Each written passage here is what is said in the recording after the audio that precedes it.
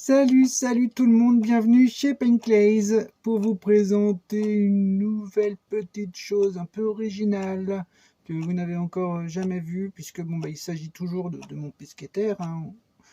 C'est une affaire qui marche, le pesqueter, la zéter, ils sont beaux ces couteaux, je vois pas pourquoi j'en ferais 36 formes différentes, puisque celle-ci, je vous rappelle la forme des pesqueters et des lazeters, je l'ai étudiée pour la tenue en main.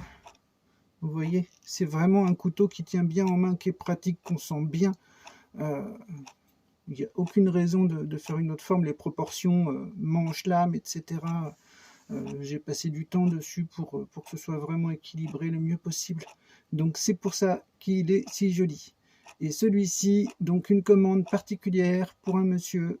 Je le remercie de sa confiance. Je suis vraiment très contente. Alors j'ai passé beaucoup de temps dessus, ça c'est sûr. Mais je suis ravi. Je suis ravi, ça fait vraiment une pièce magnifique. Donc vous le voyez, une hermine incrustée dans le manche. Donc comme vous le savez, je coule moi-même le bronze des mitres. C'est beaucoup plus joli que le laitin, la couleur n'a rien à voir, la patine en vieillissant est plus sombre et plus belle. Quand on le compare à du laiton, vraiment le laiton paraît absolument dégueulasse en comparaison. Donc le bronze c'est classe.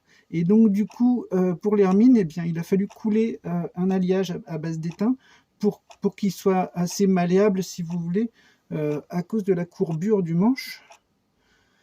Comme ça, je l'ai fait plat, et puis ensuite, j'ai dû creuser le manche sur le bon gabarit, et ensuite le frapper pour l'incruster à l'intérieur. Voilà, et puis bien sûr, avec au-dessous, il a une accroche pour le prendre avec de la résine pour que ça ne bouge plus du tout. Voilà, il y avait des petites inclusions du coup à l'intérieur de l'alliage. Je trouve que ça va plutôt bien avec la loupe, et puis de toute façon, l'enlever maintenant c'est impossible, donc je ne peux pas le changer. Voilà, donc je pense qu'il vaut mieux le laisser comme ça, c'est très très joli.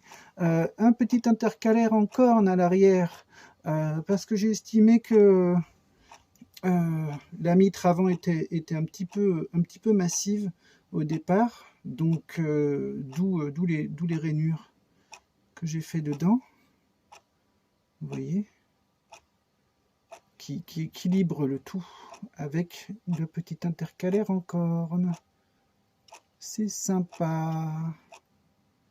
Voilà, un petit guillochage abstrait qui va jusqu'à la lame. Donc je ne sais plus si je vous l'ai dit, mais bien sûr c'est acier inoxydable issu de la métallurgie des poudres RWL34 et PCM27. Donc vraiment de la très haute qualité. Et puis à l'arrière, les petites initiales discrètes. Voilà. Il est joli, il est canon. Toujours évidemment, il tombe pile quand on le ferme, hein, bien sûr, comme tous mes couteaux. Voilà. C'est très très joli cette loupe de pommier là. Cette loupe de pommier est très très belle, hein. C'est joli, joli, joli. Un joli petit bloc. Voilà. Alors pour les amateurs de coupe de petits bouts de papier, vous savez toujours que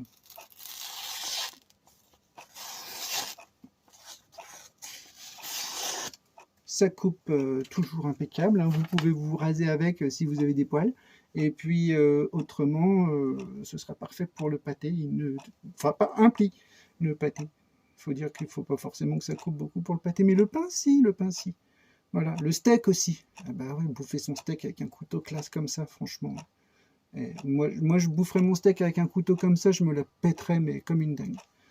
Hein, c'est joli, hein. Ouais.